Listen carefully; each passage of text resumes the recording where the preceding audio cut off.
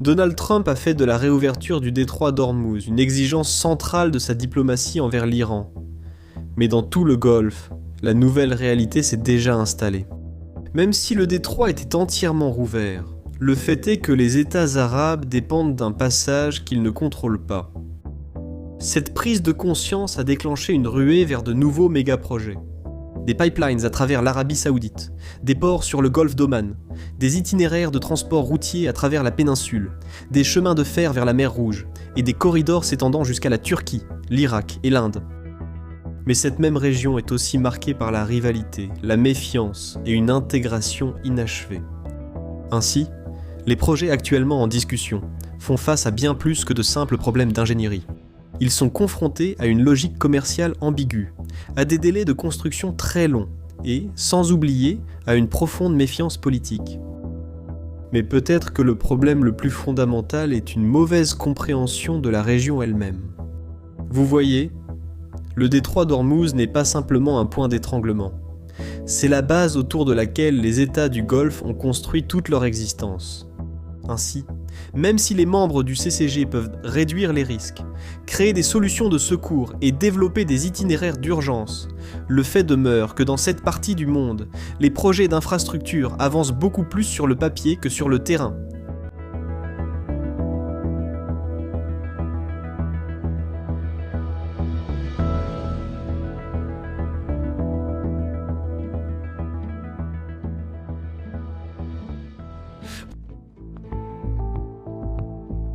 L'importance du détroit d'Ormuz n'a presque pas besoin d'être expliquée.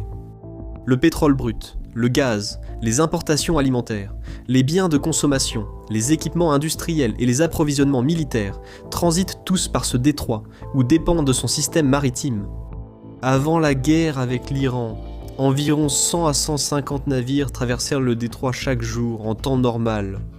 Après le cessez-le-feu du 7 avril, le détroit est resté en grande partie fermé en raison des blocus américains et iraniens mutuels, et seuls quelques navires ont pu circuler.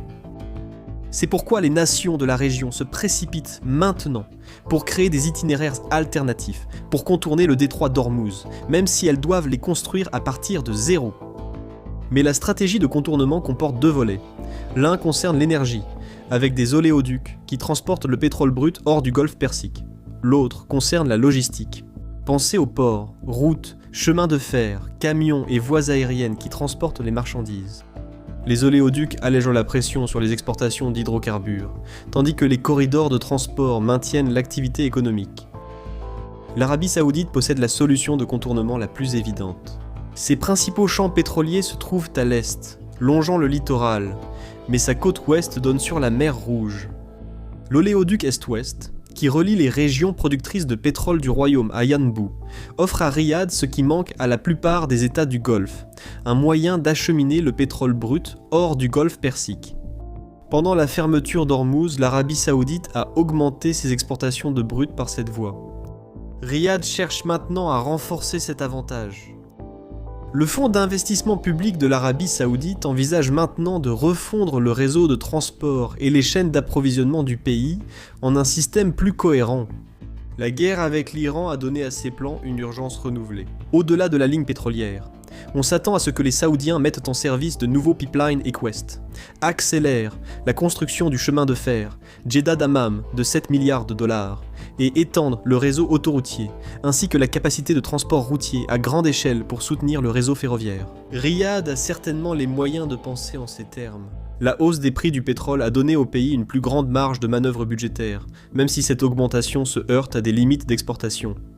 Cependant, parmi les États du Golfe, l'Arabie Saoudite est la mieux placée pour transformer sa géographie en profondeur stratégique.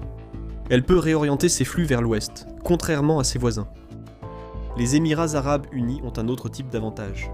C'est le seul pays du Golfe à disposer d'un accès portuaire important, à la fois à l'intérieur du golfe Persique et à l'extérieur du détroit d'Ormuz. Le port de Jebel Ali à Dubaï et le port Khalifa à Abu Dhabi se trouvent à l'intérieur du golfe et sont exposés en cas de fermeture du détroit d'Ormuz. Mais Fujairah et Khor Fakkan donnent sur le golfe d'Oman, offrant ainsi aux Émirats arabes unis une voie de sortie.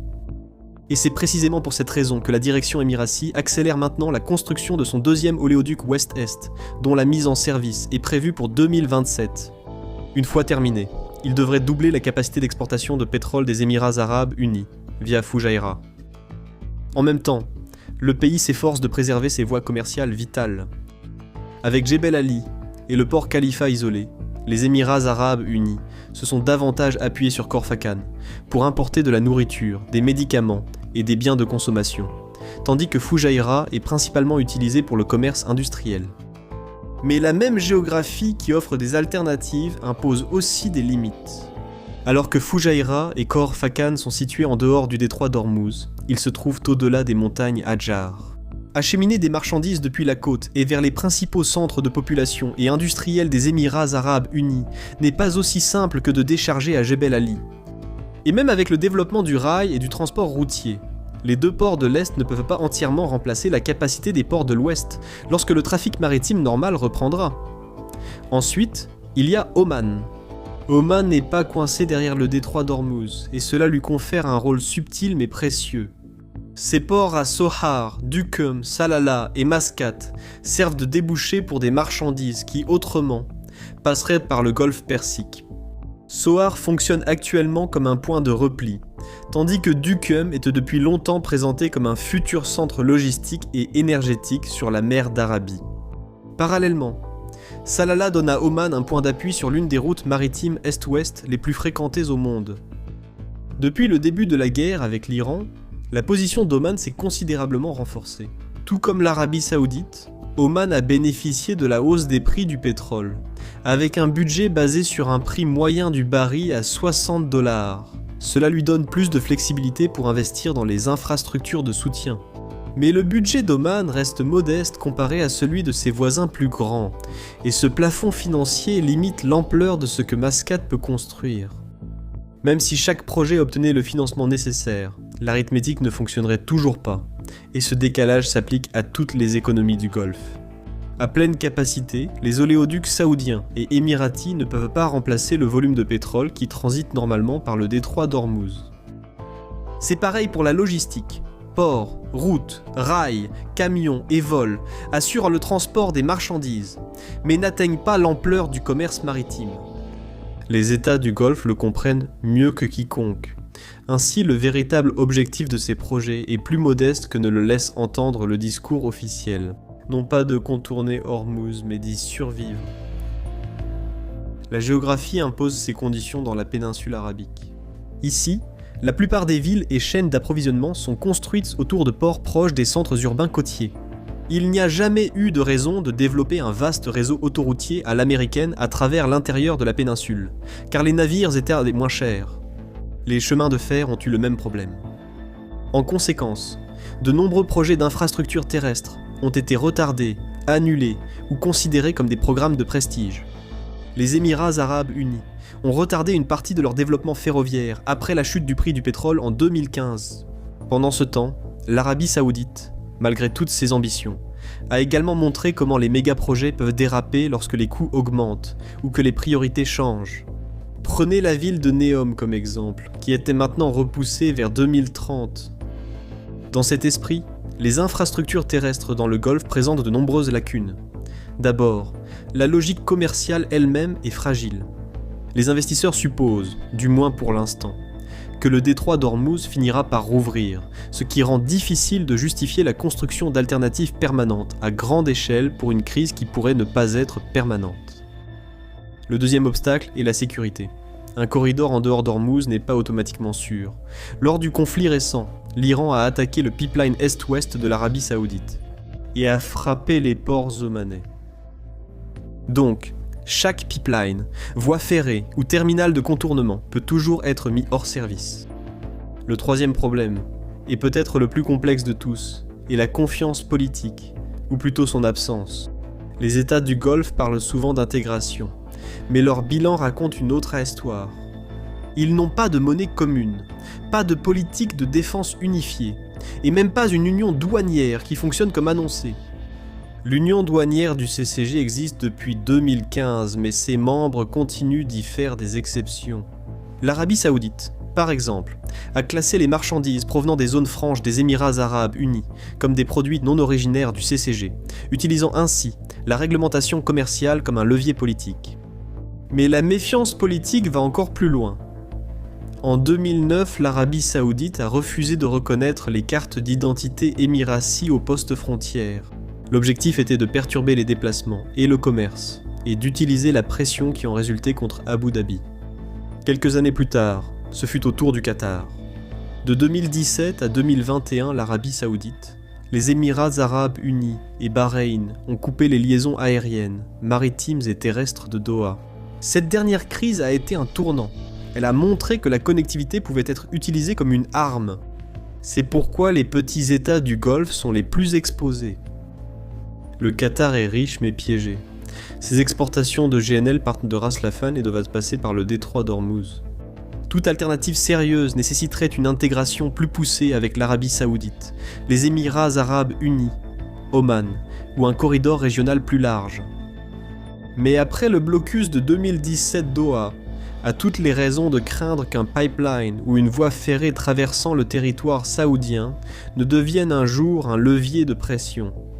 Donc pour le Qatar, un contournement par un voisin peut sembler être un autre piège. Le Koweït est également coincé. Ces options passent au sud par l'Arabie Saoudite ou au nord par l'Irak. Le pays pourrait, sur le papier, construire pipeline, chemins de fer et autoroutes à travers l'Arabie Saoudite pour accéder au port de la mer Rouge. Et des discussions sont en cours entre la Kuwait Petroleum Corporation, l'Arabie Saoudite et les Émirats arabes unis pour y parvenir. Cependant, le Koweït a quelques réserves. En plus de le poids croissant de sa dette, les législateurs koweïtiens s'inquiètent du fait qu'un financement saoudien donnerait à Riyad trop d'influence sur l'économie du pays. L'option irakienne n'est pas plus facile. Le Koweït et l'Irak ont amélioré leurs relations, et les deux pays discutent depuis longtemps d'un gazoduc allant de Roumaïla au Koweït pour aider à résoudre les pénuries de gaz koweïtiennes. Mais ce projet a rencontré des difficultés en raison des coûts élevés, de l'insécurité dans le sud de l'Irak et des différences sur les prix. C'est pourquoi des corridors de transport plus importants à travers l'Irak seraient confrontés aux mêmes problèmes, mais à une échelle encore plus grande.